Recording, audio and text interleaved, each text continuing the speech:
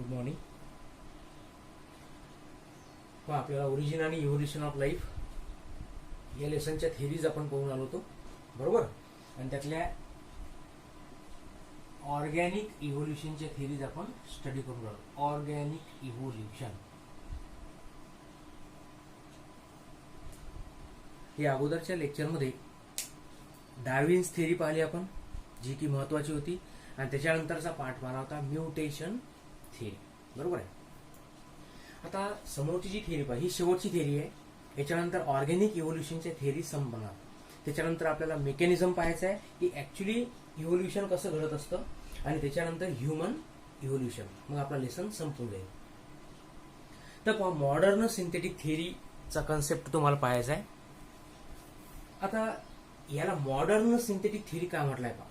एक तर या थेरीमध्ये डार्विनिझमचा सुद्धा विचार केलाय. कारण आता आपल्याला एकच प्रूफ करायचं आहे की लिव्हिंग ऑर्गॅनिझम आहेत, खूप सारे लिव्हिंग ऑर्गॅनिझम आहेत, त्याच्यामध्ये ग्रॅज्युअल चेंजेस घडतात.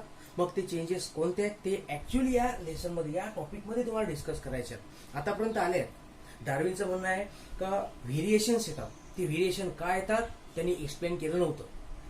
Then we have seen the mutation theory given by the Hugo de Vries. त्यांनी एक्सप्लेन केलाय की क्रोमोझोम्स म्युटेशन करतात, पण ऍक्च्युली कोणत्या लेव्हलला म्युटेशन होतात, जीन आहे, डीएनए आहे का आणखी कोणता आहे, त्याच्यामध्ये डिटेल दिलं नव्हतं. आता या टॉपिकच्या आधारावर तुमच्या क्लिअर होऊन जाईल का ऍक्च्युली म्युटेशन किंवा चेंजेस कुठं घडतात आणि कशा पद्धतीनं ऑर्गॅनिझम स्वतःला डेव्हलप करतो आणि फायनली नवीन स्पीसीज तयार होते, बरोबर आहे. That's why it is called as modern synthetic theory. या थिअरीच्या इंट्रोडक्शन मध्ये दिलाय पहा. This theory can be explained by using various disciplines of the biology. यांनी एका टॉपिकचा विचार नाही केला, नुसतं जेनेटिक्सचा विचार केला आणि थिअरी दिली. तो कन्सेप्ट झाला ट्रॅडिशनल, तो एक पारंपरिक झाला. कारण कोणत्याही व्यक्तीला माहित आहे का जेनेटिक्स म्हणजे काय, तर इनहेरिटन्स घडतं, कॅरेक्टर ट्रान्सफर होतात, व्हेरिएशन येतात. पण आता या ठिकाणी पहा तुम्ही, जेनेटिकल, इकॉलॉजिकल, एनाटॉमिकल, जिओग्राफिकल, पॅलेंटॉलॉजिकल एवढ्या साऱ्या डिसिप्लिन म्हणजे ब्रांचेस ऑफ द बायोलॉजी यांचा इंटिग्रेटेड कलेक्टिव्ह विचार करून त्यांनी स्वतःचा कन्सेप्ट मांडला की हाऊ इव्होल्युशन गोज ऑन. पहा, पहिला आहे जेनेटिकल डिसिप्लिन म्हणजे ब्रांच. काय विचार केला असेल, कारण जर आपल्याला इव्होल्युशन पाहायचं असेल तर आपल्याला जनरेशन पाहावं लागते. आणि ज्या सायन्समध्ये आपण जनरेशनचा स्टडी करतो, जीन ट्रान्सफर होतात, कॅरेक्टर ट्रान्सफर होतात, त्याला आपण काय कन्सिडर करतो, इट इज जेनेटिक्स. हे झाले जेनेटिकल फील्ड. त्याच्यानंतर इकॉलॉजिकल. एक आणखी मुद्दा क्लिअर केला या थिअरीमध्ये का लिव्हिंग ऑर्गॅनिझम डेव्हलप होत असताना नुसतं जीन्समध्ये चेंज नाही होत. जीन्समध्ये तर होतात, बॉडी कॅरेक्टरमध्ये तर होतात, but because of the environmental factors. Organism मधले चेंजेस कोणत्या फॅक्टरवर डिपेंड राहतात, एन्व्हायरमेंटल कंडिशन. म्हणून त्यांनी कोणती ब्रांच निवडलेली आहे, इकॉलॉजिकल. जेव्हा आपण ऑर्गॅनिझम आणि एन्व्हायरमेंटचं लेसन पाहू तेव्हा तुमचा क्लिअर होईल मुद्दा का इकॉलॉजीचा अर्थ काय होतो. It is the science deals with the study of organism and it's environment. म्हणून त्यांनी ते इकॉलॉजी कन्सिडर केली आहे. After that anatomical. ऑर्गॅनिझमच्या बॉडीचे स्ट्रक्चर्स, शक्यतो इंटरनल बॉडीचे पार्ट जे आपण स्टडी करतो त्याला एनाटॉमी म्हणायचं आहे. जिओग्राफिकल. पास्ट ऑर्गॅनिझमचा आपल्याला स्टडी करायचा आहे and how they are related to the present organism. आपल्याला कम्पॅरेटिव्ह स्टडी करायचं आहे. मग जे पास्ट ऑर्गॅनिझम आहेत ते कुठं सापडणार आहे, ते सापडतात तुम्हाला अंडर द ग्राउंड. म्हणजे तुम्हाला इव्होल्युशन मध्ये सॉइलचा स्टडी सुद्धा करावा लागतो. सॉइलमध्ये वेगवेगळ्या प्रकारचे लेयर्स असतात, त्या लेअरमध्ये काही ऑर्गॅनिझम असतात, त्याला आपण फॉसिल्स म्हणतो. Study of the fossils. आणि त्या ब्रांचला तुम्हाला नाव द्यायचं आहे पॅलेंटॉलॉजिकल. आणि फॉसिलचा स्टडी करताना जो आपण जिओग्राफी स्टडी करतो, एक ज्याला आपण म्हणतो जिओग्राफिकल कंडिशन्स, ठीक आहे, त्याला म्हणतो आपण कोणता स्टडी, जिओग्राफी. म्हणजे ह्या ज्या दोन ब्रांच राहतात पहा, याच्यामध्ये दोनही गोष्टींचा विचार करायचा तुम्हाला. Study of the living organism in the form of fossil, पण कुठं प्रेझेंट राहतात, कोणत्या लेअरमध्ये प्रेझेंट राहतात तो झाला तुमचा जिओग्राफिकल स्टडी. आणि ऑर्गॅनिझम कोणत्या स्वरूपात आहेत, फॉसिल त्याला म्हणायचं आहे पॅलेंटॉलॉजी. तर अशा डिसिप्लिनचा विचार करून जी नवीन थिअरी त्यांनी एक्सप्लेन केली आहे पहा, that is called as the modern synthetic theory. हे झालं तुमचं इंट्रोडक्शन. त्याच्यानंतर पहा, इव्होल्युशन होत असताना कन्सेप्ट जुनाच वापरलाय. कोणता कन्सेप्ट आहे जुना? Organism present in the past undergo changes. काय व्हायला पाहिजे त्याच्यामध्ये? चेंजेस. आणि हळूहळू त्याच्यापासून नवीन स्पीशीज बनते आणि यालाच आपण म्हणतो इव्होल्युशन. फक्त हा जो चेंज आहे हा चेंज शक्यतोवर जेनेटिकल लेवलला जर होत असेल तरच इव्होल्युशन घडते. This is according to modern synthetic theory. म्हणजे याच्यामध्ये वेगवेगळ्या प्रकारचे एक्सपर्ट असतील पहा, तर त्या लोकांनी मेनली फोकस कोणती ब्रांच केली? तर जेनेटिक्स ब्रांच फोकस केली. ठीक आहे, आता आपण त्याला एक्सप्लेन करण्याचा प्रयत्न करू. पाहता, according to Stebbins, Stebbins is the scientist ज्यांनी या थिअरीला एक्सप्लेन करण्याचा प्रयत्न केलाय पहा. आणि त्यांनी काय केलाय? Complete theory can be explain by using the 5 की फॅक्टर्स. आपण कोणताही कन्सेप्ट स्टडी करताना त्याला सब डिवाइड करतो वेगवेगळ्या प्रकारच्या पॉइंट्समध्ये, बरोबर आहे. तर यांनी काय केलंय? स्टेबिननी या मॉडर्न सिंथेटिक थिअरीचा स्टडी करण्याकरता असे 5 आपण त्याला की फॅक्टर्स म्हणू. की फॅक्टर म्हणजे काय? ज्याच्या आधारावर तुम्ही थिअरी स्टडी कराल. कोणकोणते आहेत?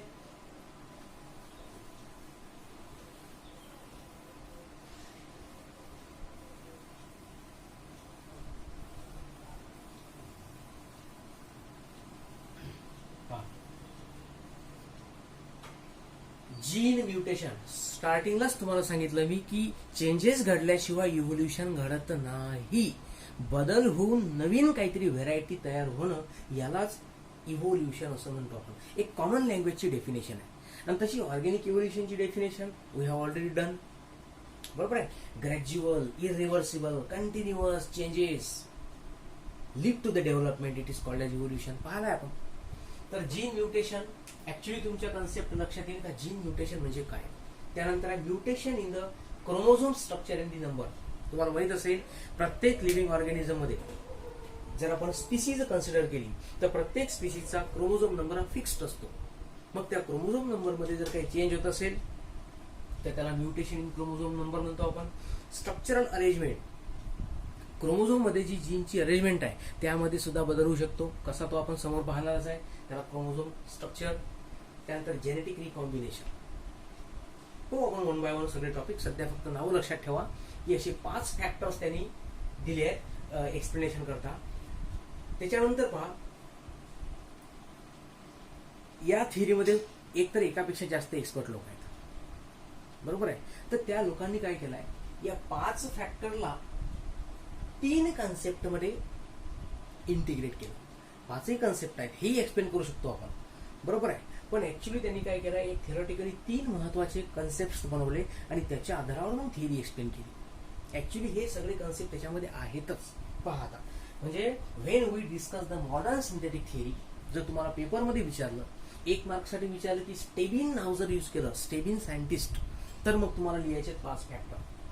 पण जर तुम्हाला असं विचारलं की on which concept the modern synthetic theory depends, कोणत्या कन्सेप्टवर डिपेंड आहे, तर ते तुम्हाला लक्षात ठेवायचे. कोणते ते आपण पाहू. It can be explain on the basis of 3 factors.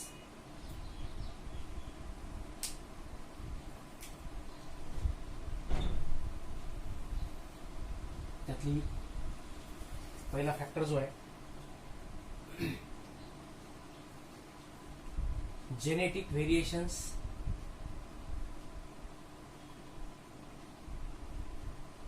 then B,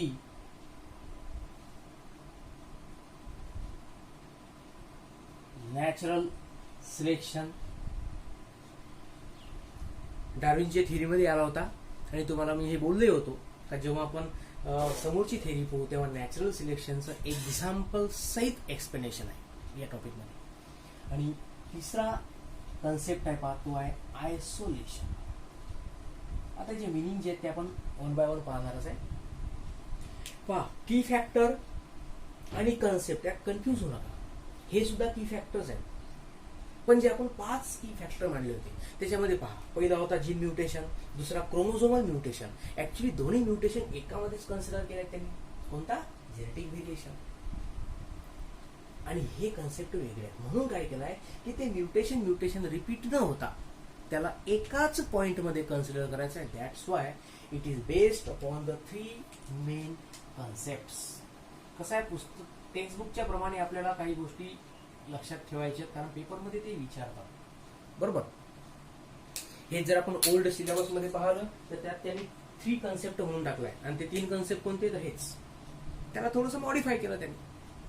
ठीक आहे, तर आपण त्यातला पहिला कन्सेप्ट पाहू. आता हा कन्सेप्ट स्टडी करायच्यासाठी तुम्हाला काही गोष्टी माहित पाहिजे.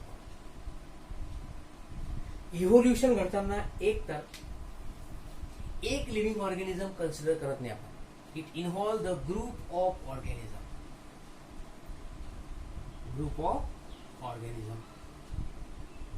हा पहिला मुद्दा. मग जेव्हा एक ग्रुप कन्सिडर करतो, जर त्या ग्रुप ऑफ ऑर्गॅनिझम मध्ये सिमिलर स्पीसीज असतील, same species, a group of organism with same species, तर आपण त्याला कन्सिडर करतो पहा पॉप्युलेशन. काय म्हणायचं तुम्हाला याला? पॉप्युलेशन. मी तुम्हाला ही थिअरी कशावर डिपेंड आहे, बरोबर आहे.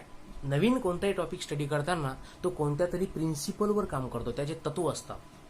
तसे या थिअरीला डिस्क्राईब करण्याकरता त्याचे तत्व माहीत होणं आवश्यक आहे. तर पहिला याचा जे प्रिन्सिपल आहे ते आहे जेनेटिक पॉप्युलेशन, किंवा आपल्या नवीन सिलेबस प्रमाणे मेंडेलियन पॉप्युलेशन.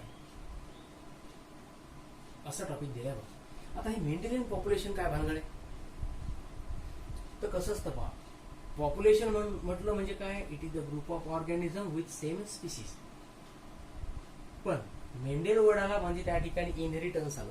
इनहेरिटन्स आलं म्हणजे पॅरेंटचे कॅरेक्टर समोर ट्रान्सफर झाले याचा अर्थ त्या ठिकाणी कुठेतरी रिप्रोडक्शनची प्रोसेस घडून राहिली.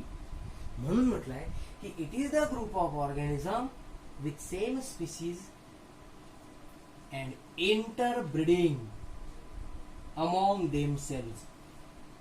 त्या ग्रुपमध्ये कोणती प्रोसेस घडायला पाहिजे? इंटरब्रीडिंग. ब्रीडिंग म्हणजे रिप्रोडक्शन, आणि इंटर म्हणजे आपसामध्ये रिप्रोडक्शन घडलं पाहिजे.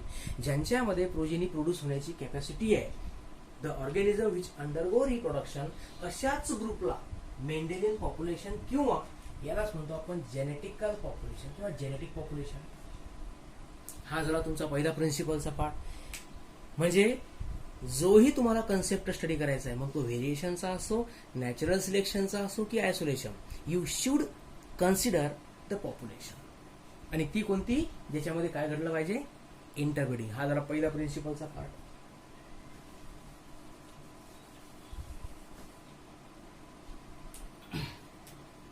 आपण पाहू प्रिन्सिपल्स. पहिला पाला आपण जेनेटिक पॉप्युलेशन. आता दुसरा जो आहे पहा तो आहे जीन पूल. शब्द सगळे नवीन येतील. पॉप्युलेशन म्हटलं म्हणजे याच्यात नंबर ऑफ इंडिव्हिज्युअल्स असतील. प्रत्येक इंडिव्हिज्युअल जवळ स्वतःचं जेनेटिक मटेरियल असेल, or we called it as a genetic makeup. Genetic makeup आहे म्हणजे याच्यामध्ये असतील नंबर ऑफ जीन्स. एका पॉप्युलेशन मध्ये नंबर ऑफ इंडिव्हिज्युअल आणि प्रत्येक ऑर्गॅनिझम जवळ स्वतःचे जीन्स आहेत. मग त्या सगळ्या जीनला जर कलेक्टिव्हली आपण विचार केला, सम टोटल ऑफ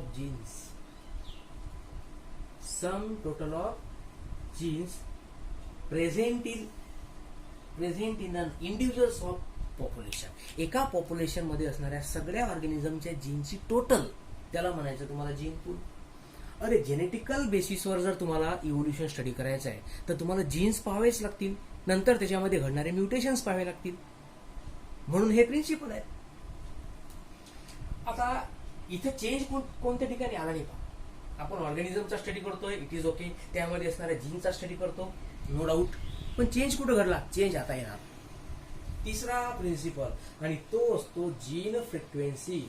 बस इथं जर मुद्दा तुमचा क्लिअर झाला तर थिअरी काही कठीण नाही. आता आपल्याला माहित आहे की जीन्स कुठे प्रेझेंट राहतात? Present on the chromosome. These are the genes. प्रत्येक जीन स्वतःला कशा पद्धतीने एक्सप्रेस करेल, त्याचा जो रेट ऑफ एक्सप्रेशन आहे तो बाकी जीनच्या कम्पेअरमध्ये वेगळा असेल. समजा 2 पर्सन आहेत, ए आणि बी. या पर्सन मध्ये डॉमिनंट जीन एक्सप्रेस होतात, या पर्सन मध्ये समजा रिसेसिव्ह जीन एक्सप्रेस होतात. डिपेंड आहे त्याच्यामध्ये जिनोटाईप कसा आहे, कशा पद्धतीने जीन त्या ठिकाणी एंटर होऊन राहिले फ्रॉम द पॅरेंट्स. बरोबर आहे. म्हणजे every individual have the specific gene frequency. फ्रिक्वेन्सीचा अर्थ लक्षात घेऊन घ्या. एक जीन स्वतःहून कशा पद्धतीनं एक्सप्रेस करतो, rate of expression of a particular gene. आणि तसंही आपल्या माहिती करता कोणताही एखादा जर जीन असेल तर एक जीन आपण 2 अलीलच्या फॉर्ममध्ये रिप्रेझेंट करतो. It can B represented in the form of alleles. एक अलील असतो कोणता, डॉमिनंट, आणि दुसरा असतो रेसेसिव्ह. अर्थात डॉमिनंट रेसेसिव्ह किती राहू शकतात तो कन्सेप्ट वेगळा, आता मल्टिपल ते आपण पाहू नाही सध्या. पण डॉमिनंट आणि रेसेसिव्ह असे 2 फॉर्म होतात. डॉमिनंट स्वतःला वेगळ्या पद्धतीने एक्सप्रेस करतो, रेसेसिव्ह स्वतःला वेगळ्या पद्धतीने एक्सप्रेस करतो. म्हणजे दोघांची फ्रिक्वेन्सी वेगळी आहे. आणि जेव्हा ही फ्रिक्वेन्सी चेंज होईल तेव्हाच इव्होल्युशन घडतं. बस एवढं लक्षात ठेवायचं आहे. ठीक आहे. हे झाले प्रिन्सिपल. आता स्टार्ट करतो आपण मेन कन्सेप्ट. तर आता आज आपण फक्त एक कन्सेप्ट क्लिअर करू, तो म्हणजे जेनेटिक व्हेरिएशन. एखाद्या पॉप्युलेशन मध्ये, मग ती ह्युमन बिईंगची पॉप्युलेशन असो की वाईल्ड ॲनिमल, कोणत्याही ॲनिमलची पॉप्युलेशन असो, जेव्हा त्या पॉप्युलेशन मध्ये जेनेटिकल लेवलला काय घडतात, बदल घडतात, त्याला म्हणतो आपण व्हेरिएशन्स. बरोबर आहे. So change in the gene and gene frequency. लक्षात ठेव जा. चेंज किंवा changes in gene and gene frequencies are called as genetic variation. अर्थात पॉप्युलेशनचा विचार करावा लागेल, त्या पॉप्युलेशन मध्ये असणाऱ्या नंबर ऑफ जीन्सचा विचार करावा लागेल, आणि तिथं कुठंतरी बदल घडला याचा अर्थ त्या ठिकाणी काय घडलाय, जेनेटिक व्हेरिएशन. आता हे व्हेरिएशन का घडतात त्याला काही रिझन्स आहेत पहा. तर आपण त्याची रिझन पाहू. These variations are caused by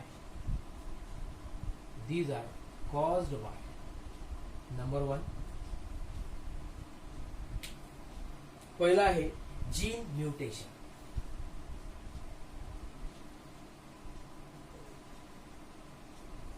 second,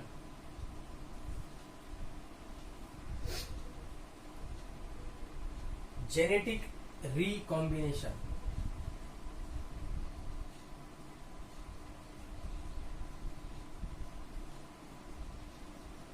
third, gene flow. दिसून राहिलो तुम्हाला. हा. चौथा मुद्दा आहे जेनेटिक ड्रिफ्ट.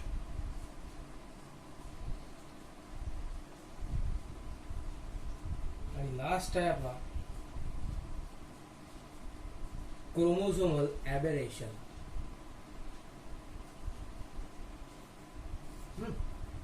काय chromosomal ॲबेरेशन्स.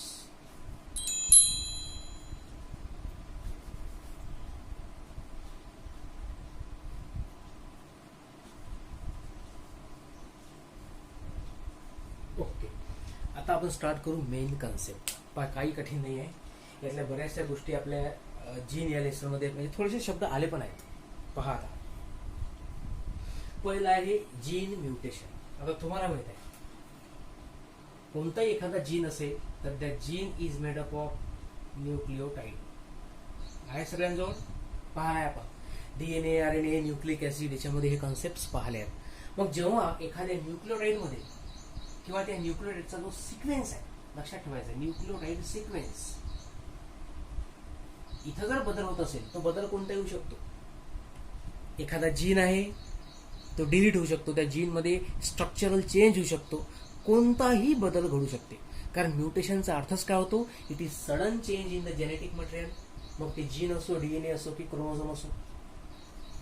So whenever there is a change in the nucleotide sequence it is called as gene mutation. आता क्रोमोझोमच्या लेवलला जर पाहिला आपण तर क्रोमोझोम मध्ये जे स्मॉल फ्रॅगमेंट्स आहेत, पार्टिकल्स आहेत, त्याला आपण कन्सिडर करतो जीन्स.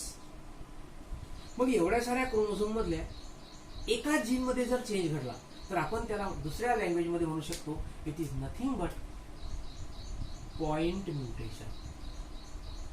जीन म्युटेशनला एक दुसरा वर्ड कोणता लक्षात ठेवायचा आहे तुम्हाला, पॉइंट म्युटेशन. का पॉइंट म्हटलं, कारण जीन रिप्रेझेंट करते क्रोमोझोम मधला एक पॉइंट. असे मेनी पॉइंट म्हणजे मेनी जीन. मग एका लेवलला एकाच पार्टिकल मध्ये चेंज झाला तो झाला त्याचा पॉइंट म्युटेशन. तुम्हाला याचा फरक काय पडला, फरक पडतो जेव्हा जेव्हा एखाद्या जीन मध्ये चेंज घडेल तेव्हा काय घडेल माहिती आहे काय, त्या ऑर्गॅनिझम मध्ये जीनचं काय काम असतं, gene can control the character. मग जीन मध्ये जर बदल घडला तर कशामध्ये बदल घडेल, कॅरेक्टर. कॅरेक्टर मध्ये बदल घडला याचा अर्थ ऑर्गॅनिझम मध्ये फिनोटाइप चेंज होईल. काय चेंज होईल, फिनोटाइप म्हणजे त्याचे एक्सटर्नल कॅरेक्टर.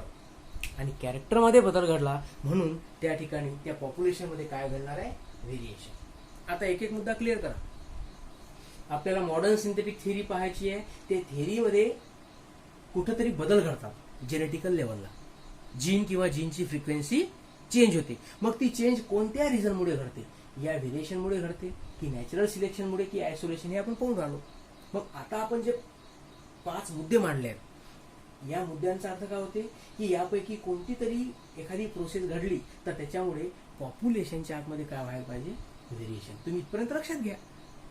काहीतरी ऍक्टिव्हिटी घडून राहिली का ज्याच्यामुळे बदल घडतात, व्हेरिएशन घडतात. व्हेरिएशन आले म्हणजे डेव्हलप झाले कॅरेक्टर्स. त्याची सेंट्रल थीम रिकव्हर करत राहा, लक्षात घेत चला. चला हा झाला आपला पॉइंट म्युटेशनचा पार्ट. त्याच्यानंतर जेनेटिक रिकॉम्बिनेशन.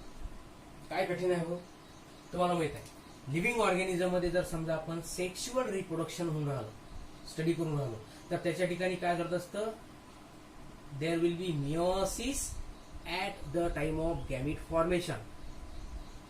गॅमिट्स तयार होत असताना काय घडत असते, मिओसिस. आणि मिओसिसची एक महत्वाची सिग्निफिकंट प्रोसेस आहे ती म्हणजे क्रॉसिंग ओव्हर. आहे माहित. आणि क्रॉसिंग ओव्हरचा अर्थ काय होतो की 2 क्रोमोझोम्स आहेत, समजा 2 पॅरेंट आहेत, मेल आणि फिमेल.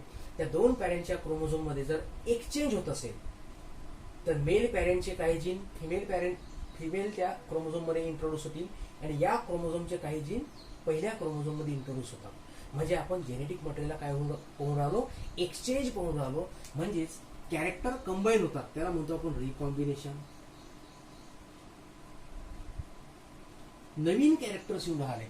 पॅरेंट मध्ये जे कॅरेक्टर आहेत ते तर आहेतच, पण त्यातले काही कॅरेक्टर कंबाईन होऊन प्रोजेनीमध्ये नवीन नवीन कॅरेक्टर्स ऍड होऊन राहिले. अशा ग्रुप ऑफ कॅरेक्टरला, ग्रुप ऑफ न्यू कॅरेक्टर्सला काय म्हणतो आपण, रिकॉम्बिनेशन. कशामुळे आले, क्रॉसिंग ओव्हर. का घडलं, ड्यू टू मिओसिस. कुठं घडलं, इन द गॅमिट फॉर्मेशन. या प्रोसेसला काय म्हणतात, जेनेटिक रिकॉम्बिनेशन. रिकॉम्बिनेशन घडलं म्हणजे नवीन कॅरेक्टर्स आले. नवीन कॅरेक्टर आले म्हणजे काय घडलं, व्हेरिएशन. लिव्हिंग ऑर्गॅनिझम मध्ये एक नॉर्मल प्रोसेस आहे क्रॉसिंग ओव्हरची, ज्याच्यामुळे खूप सारे व्हेरिएशन येतात. आणि हे व्हेरिएशन आपण आपल्या फॅमिलीमध्ये पण पाहू शकतो. किती सारा बदल असतो पॅरेंट आणि त्यांच्या ऑफस्प्रिंग्स मध्ये. हा सगळा काय नॅचरल बदल आहे, का घडतो, असे रिझन्स आहेत. तर हे झालं जेनेटिक रिकॉम्बिनेशन.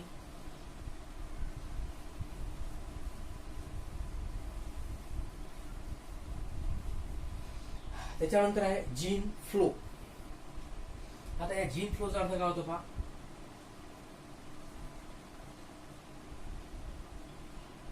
नावच आहे flow. It is the movement of jeans.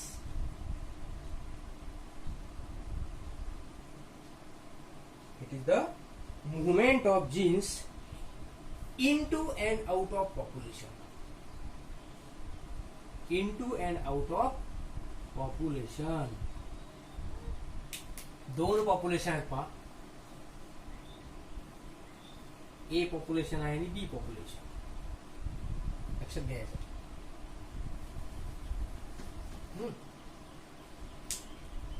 या पॉप्युलेशन मध्ये जे नंबर ऑफ इंडिव्हिज्युअल्स असतील,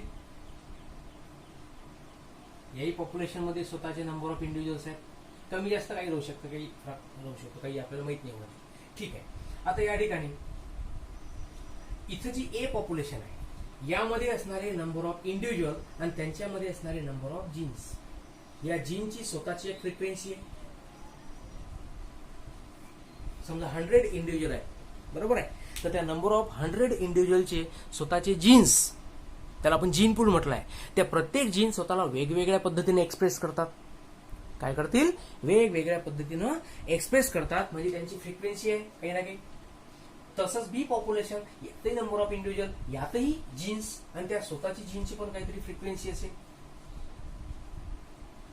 या दोन्ही पॉप्युलेशनच्या जीन फ्रिक्वेन्सी सारख्या थोडीच असणार आहे, वेगवेगळ्या असतील, बरोबर आहे. आता अशा कंडिशन मध्ये जर समजा यातले काही नंबर ऑफ इंडिव्हिज्युअल, एक किंवा दोन जे असेल ते, suppose they are migrated to the another population. इथं समजा इंडिव्हिज्युअलचं काय घडलं? मायग्रेशन. तुम्हाला माहित असेल मायग्रेशन वर्ड, पक्ष्यांचं जे स्थलांतरण होत असतं, बरोबर आहे, एका एरियामधून दुसऱ्या एरियामध्ये, त्याला आपण मायग्रेशन म्हणतो, आणि तिथूनच हा शब्द फेमस झालाय. मायग्रेट होणं म्हणजे काय? तर स्वतःची लोकेशन बदलून दुसऱ्या ठिकाणी जाणे. कशा करता? सर्वायवल करता.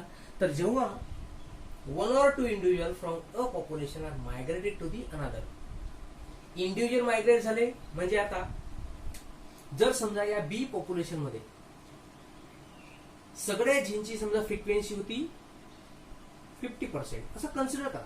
इथं पण 50% होती, इथं पण 50%. आपण जस्ट एक्झाम्पल घेऊन राहिलो. हे फ्रिक्वेन्सी कशावर डिपेंड राहते? Number of genes. त्याचं कॅल्क्युलेशन फार मोठं आहे. आपण जस्ट फॉर कन्व्हिनियन्स समजून राहिलो का या दोन्ही पॉप्युलेशनची फ्रिक्वेन्सीचा रेट काय? 50%. आता इथं हे दोन इंडिव्हिज्युअल काय झाले? मायग्रेट. म्हणजे या ठिकाणी बी पॉप्युलेशनचा फ्रिक्वेन्सीचा रेट वाढला, प्लस किती वाढला तो आपल्याला सध्या पाहायचा नाहीये, पण इंडिव्हिज्युअल आले म्हणजे त्यांनी स्वतःचे जीन या ठिकाणी कॉन्ट्रीब्युट केले. इथं फ्रिक्वेन्सी कमी होईल कारण इथं नंबर ऑफ इंडिव्हिज्युअल कमी झाले, इथं फ्रिक्वेन्सी मायनस होईल, इथं फ्रिक्वेन्सी प्लस झाली. फ्रिक्वेन्सी वाढो की फ्रिक्वेन्सी कमी हो, बदलली की नाही एवढं सांगा. आणि हाच तर कन्सेप्ट आहे. जेव्हा जेव्हा जीनची फ्रिक्वेन्सी चेंज होईल तेव्हा काय घडेल? व्हेरिएशन येतात. लक्षात येऊन राहिलं का? टॉपिक समजून घेण्याकरता काही ना काही गोष्टी इमॅजिन कराव्या लागतील. ओके, म्हणजे जीन फ्लो हा असा एक फॅक्टर आहे का ज्याच्यामुळे जीनची फ्रिक्वेन्सी काय होऊ शकते? चेंज होऊ शकते, बरोबर आहे. त्याच्यानंतरचा पार्ट पाहू आपण आता.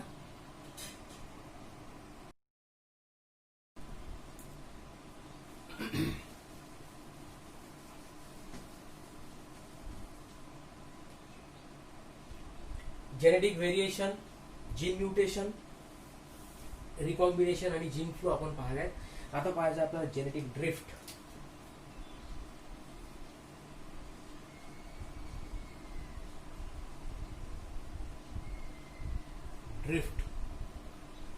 आता याचा अर्थ असा होतो पहा,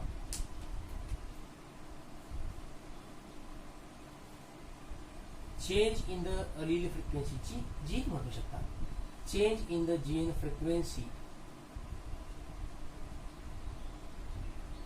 occur due to a pure chance. आता प्युअर चान्स म्हणजे काय आहे? इट मे बी ऍक्सिडेंटल और नॅचरल डेथ. नॅचरल म्हटल्यापेक्षा आपण ऍक्सिडेंटल डेथ म्हणू. काही कारणास्तव एखाद्या व्यक्तीची काय झाली? डेथ झाली. तुम्हाला सांगा डेथ होण्याचा आणि अलील फ्रिक्वेन्सी चेंज होण्याचा काय संबंध आहे? संबंध आहे. Again, suppose this is a population contain number of individuals. या पॉप्युलेशनचा एक ठरलेला रेट आहे. एवढी जर पॉप्युलेशन असेल तर त्याच्यामध्ये खूप सारे नंबर ऑफ जीन्स आहेत आणि त्या जीनची ठरलेली काय असेल? फ्रिक्वेन्सी. प्रत्येक ऑर्गॅनिझमचे स्वतःचे काय आहेत? कॅरेक्टर्स. आता काही कारणास्तव यातील एक किंवा दोन इंडिव्हिज्युअल, समजा एखादा इंडिव्हिज्युअल आहे, जर समजा त्याची डेथ झाली तर इथं जे नंबर ऑफ जीन्स होते ज्याला आपण कन्सिडर केलाय जीन पूल, त्या जीन पूल मध्ये फरक पडला. The gene pool show reduction in the genes. त्याच्यामध्ये जीन काय झाले? कमी. Reduction in the gene. मग जीन कमी झाले तर याचा इफेक्ट कशावर होईल? त्याच्या फ्रिक्वेन्सीवर. कारण मी तुम्हाला सांगितलंय की फ्रिक्वेन्सी म्हणजे इथं रेट ऑफ एक्सप्रेशन आहे. सुरुवातीला जे जीन्स एक्सप्रेस करणार होते त्यांची एक स्वतःची एक संख्या आहे, त्यानुसार ते स्वतःला एक एक्सप्रेस करणार होते, त्यांची फ्रिक्वेन्सी जास्त होती. ऍक्सिडेंटल डेथमुळे या इंडिव्हिज्युअलची संख्या इथं कमी झाली. कमी झाली म्हणजे तो जीन पूल कमी झाला. जीन पूल कमी झाला म्हणजे फ्रिक्वेन्सीवर परिणाम झाला, बरोबर आहे. तर त्याच्यामुळे काय होतं, काही कारणास्तव जर समजा अशा पद्धतीनं जीन फ्रिक्वेन्सी चेंज होत असेल तर त्या प्रोसेसला म्हणतात जेनेटिक ड्रिफ्ट. ड्रिफ्ट म्हणजे change in the frequency by a chance. तो चान्स कोणताही येऊ शकतो, बरोबर आहे.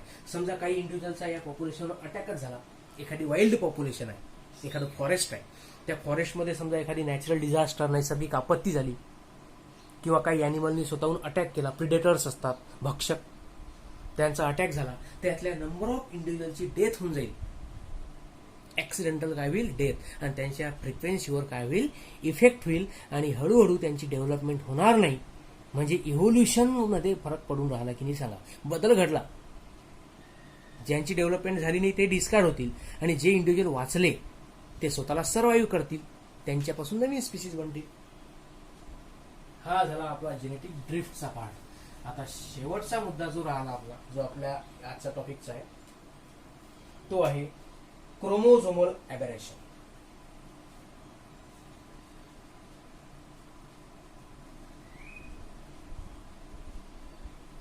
क्रोमोझोमल ॲबेरेशन याचा अर्थच होतो पहा, चेंज इन द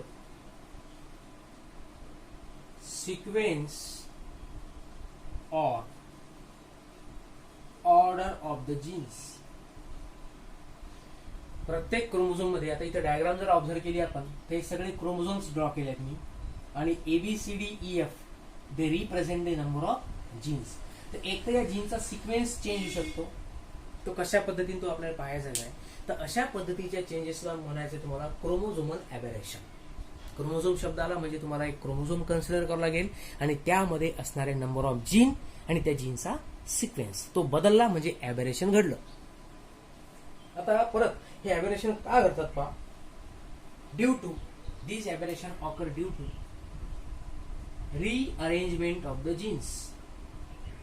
त्यांचा सिक्वेन्स बदलला म्हणजे रिअरेंजमेंट झाली. आता अशा रिअरेंजमेंट कोणकोणत्या आहेत पहा, तर अशा रिअरेंजमेंट असतात 4. त्यातला पहिला आहे deletion, second is duplication, third is inversion, and last आहे ट्रान्सलोकेशन. क्रोमोझोमच्या लेव्हलला कुठेतरी काहीतरी बदल होता, आणि त्या बदलमुळे त्या क्रोमोझोमचं स्ट्रक्चर पहा, त्या क्रोमोझोम मध्ये जीनची जी अरेंजमेंट आहे त्या अरेंजमेंटमध्ये बदल घडते. अरेंजमेंट बदलली याचा अर्थ जे कोडॉन्स असतात, जे आपण पाहिलाय प्रोटीन सिंथेसिस मध्ये, त्या कोडॉनची सुद्धा अरेंजमेंट बदलू शकतं आणि कॅरेक्टर सुद्धा चेंज होऊ शकतात. आता पहा डिलिशन नंबर 1, एक पर्टिक्युलर क्रोमोझोम सेगमेंट कन्सिडर करा. ही डिलिशनची डायग्राम आहे नंबर 1. आता या ठिकाणी हे काय डायग्राम कशी आहे पहा, एक पर्टिक्युलर क्रोमोझोम आहे. तुम्हाला माहित आहे क्रोमोझोम मध्ये एक पॉइंट असतो ज्याला आपण म्हणतो सेंट्रोमियर. याला सेंट्रोमियर कन्सिडर करा, दिस वन बी सेंट्रोमियर. आता इथं ABCDEF अशी जीन्स आपण कन्सिडर केली. डिलिशनचा अर्थ काय होतो, removal of the gene from a chromosome. एखाद्या क्रोमोझोम मधला एखादा जीन डिलीट झाला, रिमूव्ह झाला, कट झाला, त्याला म्हणायचं तुम्हाला डिलिशन. डायग्राम ऑब्झर्व करा, असाच्या असाच क्रोमोझोम ड्रॉ केला, हा काही लहान आणि मोठा नाही आहे. हा पण याच्यामध्ये हा जो बी नावाचा जीन आहे हा इथून डिलीट झाला. काय फरक पडला असेल, एक जीन डिलीट झाला म्हणजे होऊ शकते एखाद्या कॅरेक्टर चेंज झालं. मग एखादं कॅरेक्टर जर त्या ऑर्गॅनिझम मध्ये एक्सप्रेस झालंच नाही, याचा अर्थ तो स्वतःमध्ये डेव्हलपमेंट करू नाही शकत, बरोबर आहे. मग ते त्याचं सोमॅटिक कॅरेक्टर असो का रिप्रोडक्टिव्ह कॅरेक्टर असो. म्हणजे जीन डिलीट झाल्यामुळे क्रोमोझोम मध्ये काय घडतात, रिअरेंजमेंट घडतात, त्याला म्हणतो आपण काय झालं, aberration. So this is called as your gene deletion. याच्याच अपोजिट आहे डुप्लिकेशन. हा क्रोमोझोमचा एक फ्रॅगमेंट आहे, या फ्रॅगमेंट मध्ये ABCDEF हे जीन्स आहेत पहा. This will be your second diagram. काय बदल घडलाय, हा जो बी नावाचा जीन आहे हा या ठिकाणी रिपीट झाला. बाकीचा क्रोमोझोम जसाच्या तसा आहे, ABCDEF फक्त बी रिपीट केला म्हणजे काय, याला रिपीटेटिव्ह पार्ट म्हणतो आपण. Genes become repeated again and again, so called as duplication. जसं DNA स्वतःचं रेप्लिकेशन करतो तसं जीन पण डीएनएचाच पार्ट आहे, तो पण स्वतःचं रेप्लिकेशन करू शकते. So sometimes a gene can be double और duplicate within the chromosome. म्हणजे हे कॅरेक्टर या इंडिव्हिज्युअल मध्ये रिपीट झालं म्हणजे बदल घडला म्हणजे तिथं क्रोमोझोमल ॲबेरेशन घडलं, जेनेटिक व्हेरिएशन्स आले. बरोबर आहे. इनव्हर्शन. आता तिसरी डायग्राम ऑब्झर्व करा. इन्व्हर्शनचा अर्थ काय होतो का? It means segment is broken down. क्रोमोझोमचा एक सेगमेंट आहे म्हणजे आपण त्याला जीन्स म्हणू, आहे की नाही. A segment is broken down. एक सेगमेंट आहे तो ब्रेकडाऊन झाला आणि काय होतो? अटॅचेस इटसेल्फ इन द 180 डिग्री. बरोबर आहे. 180 डिग्री ट्विस्ट होऊन आपण त्याला. आता लक्षात येईल तुमच्या. पहा, हा एक क्रोमोझोम आहे. पहा, हा क्रोमोझोम ओरिजिनल कसा होता इथे ड्रॉ करतो. कोणकोणते जीन्स आहेत त्याच्यामध्ये? A B C D E F. एवढे ए बी. हे डायग्राम नंतर पहा. सगळ्यात पहिले समजून घ्या इथं नंबर ऑफ जीन्स किती आहेत. 3 आणि 3 6 जीन्स आहेत. असा हा क्रोमोझोम होता. आता याच्यामध्ये कसं घडलंय की 180 डिग्रीनं हा क्रोमोझोम स्वतःला जेव्हा डिव्हिजन घडत असते, पता डिव्हिजन घडताना या क्रोमोझोम मध्ये मुवमेंट घडते आणि त्या मुवमेंटचाच इफेक्ट आहे का क्रोमोझोम मध्ये जीनची काय घडून राहिली? रिअरेंजमेंट. अरेंजमेंट फक्त बदलून राहिली. बरोबर आहे. मग ते जीन डिलीट झाल्यामुळे हो, जीन ऍड झाल्यामुळे हो, का जीनचा सिक्वेन्स अशा पद्धतीनं रिअरेंज झाल्यामुळे हो. पाहून घ्या. इन्व्हर्शनचा अर्थ काय होऊन राहिला की क्रोमोझोम स्वतःला फोल्ड करून राहिला आणि फोल्ड केल्यामुळे काय होते? बघा, इथला हा जो सेगमेंट आहे, कोणता सेगमेंट आहे आता? A B. मी याच क्रोमोझोमला इथं कसं केलं? फोल्ड केलं. हा सपोज त्याचा सेंट्रोमियर आहे. बरोबर आहे. सी आणि डी मधला हा जो आहे हा सेंट्रोमियर आहे. तर एबीसी असाच्या असाच आहे, फक्त डीईएफ न काय केलं आहे? अशा पद्धतीने असा तो क्रोमोझोम सेगमेंट काय झाला? फोल्ड झाला. डायग्राम तुमच्या लक्षात नाही आली. हा स्ट्रेट क्रोमोझोम आहे आणि याच्यामध्ये इन्व्हर्शन कसं होत असतं? समजा इथं ए बी सी आहे, इथं डी ई एफ आहे, इथं सेंट्रोमियर आहे. तर हा क्रोमोझोम असा आहे. हे बी सी आणि डीईएफ काय झाले? हे अशा पद्धतीने फोल्ड झाले. हा म्हणतात समजा सेंट्रोमियर आहे. तर याला म्हणतात 180 डिग्री ट्विस्ट. आता लक्षात घ्या, जर अशा टाईपचं क्रोमोझोमचं फोल्डिंग झालं तर हा क्रोमोझोम आपण रिप्रेझेंट कसा करू पाहत आहे. सॉरी, हे नाही, ही डायग्राम आहे इन्व्हर्जनची डायग्राम. इथं इन्व्हर्शन होऊन राहिलं आणि झाल्यानंतर तुम्हाला असं दिसेल. आता याला तुम्ही कसं वाचाल?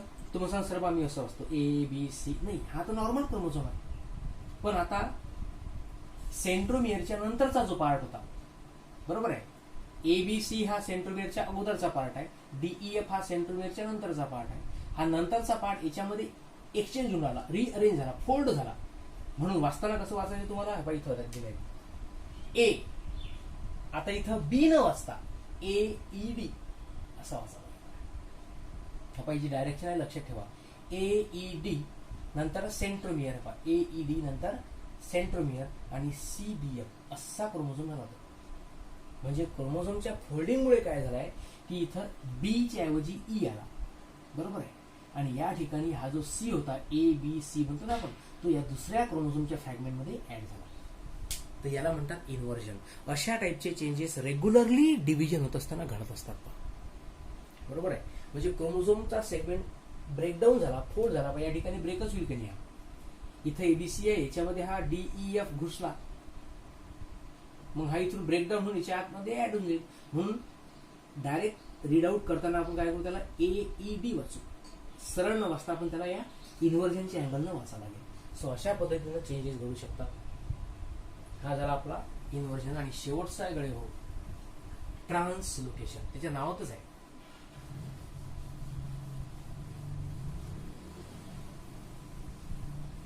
ट्रान्सलोकेशन म्हणजे काय होते? हे झाली तिसरी डायग्राम आणि चौथी डायग्राम इथं आहे, दॅट इज ट्रान्सलोकेशन. लोकेशन म्हणजे सम सिक्वेन्सेस ऑफ द सिक्वेन्सेस किंवा आपण त्याला जीन्स म्हणू शकतो. Sequences can change there location, change there location,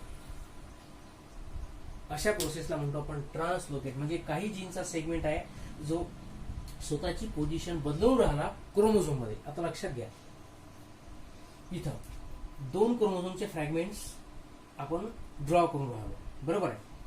ABCDEF हा एक क्रोमोझोम आहे. GHIJKL हा दुसरा क्रोमोझोम आहे.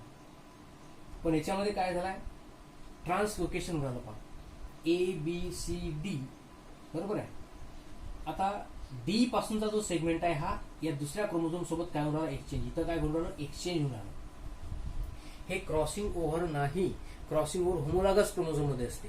आणि ही जी प्रोसेस आहे ही कोणत्याही क्रोमोझोम मध्ये घडू शकते. याला काही फिक्स नाही किंवा 2 होमोलॉगसच क्रोमोझोम असतात. तिथे जे घडते ते क्रॉसिंग ओव्हर असते. इथं जे आपल्याला सांगायचं आहे ते कोणतं आहे, ट्रान्सलोकेशन. आता पहा तुम्ही डायग्राम, इथं पहिला जो सेगमेंट आहे ABC हा सारखाच राहील, दुसरा सेगमेंट GH सारखाच राहील, समोरचे जीन्स बदलले पहा. ABC JKL कुठून आला आहे पहा. ABC हा सेंट्रोमियर आणि याला हा फ्रॅगमेंट जोडून जाईल.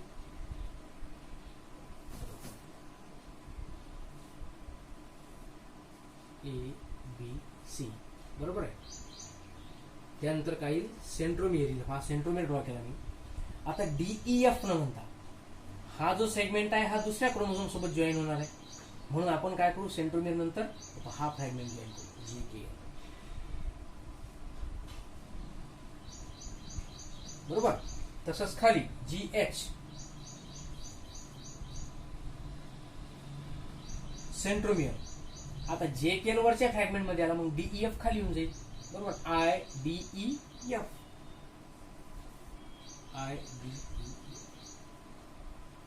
म्हणजे ओरिजिनल क्रोमोझोम होताना असताना कसे होते ते ABCDEF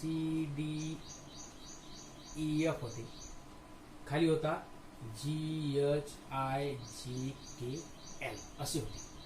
आणि ट्रान्सलोकेशन झाल्यानंतर काय झालं, पहिल्या सेगमेंट मध्ये DEF चा सिक्वेन्स बदलून JKL आला, दुसऱ्या ठिकाणी JKL च्या ऐवजी काय गेला, DEF. म्हणजे ट्रान्सलोकेशन तुमच्या लक्षात आला नसेल पण सांगतो की ट्रान्सपोजिशन किंवा ट्रान्सलोकेशन हा जो शब्द आहे,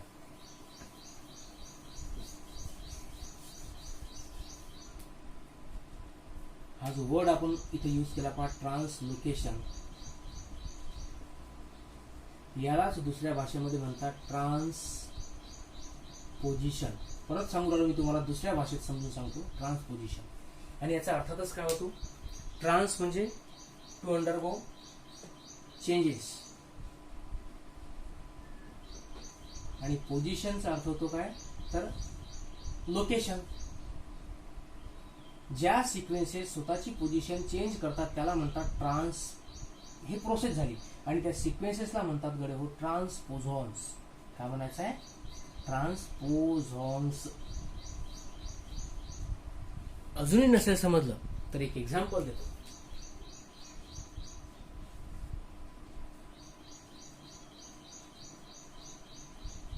ट्रान्सक्रिप्शन काय होत असते, प्रोसेसचा अर्थ DNA पासून काय बनते, RNA, बरोबर आहे.